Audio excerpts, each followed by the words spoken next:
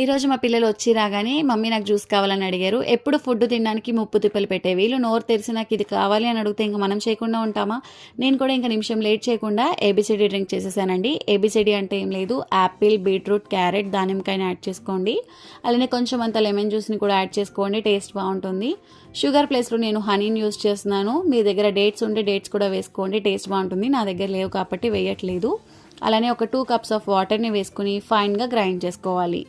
ఇలా గ్రైండ్ చేసుకున్న జ్యూస్ని ఒక గిన్నెలోకి స్ట్రెయినర్ తోటి స్ట్రెయిన్ చేసుకోండి. చేసుకోకపోయినా బాగానే ఉంటుంది, కానీ పిల్లలకి పలుకుల్లా తగులుతూ ఇష్టపడరు కాబట్టి నేను స్ట్రెయిన్ చేస్తున్నాను. ఇది హెల్దీ డ్రింక్ అని చెప్పేసి మనందరికీ తెలిసిందే.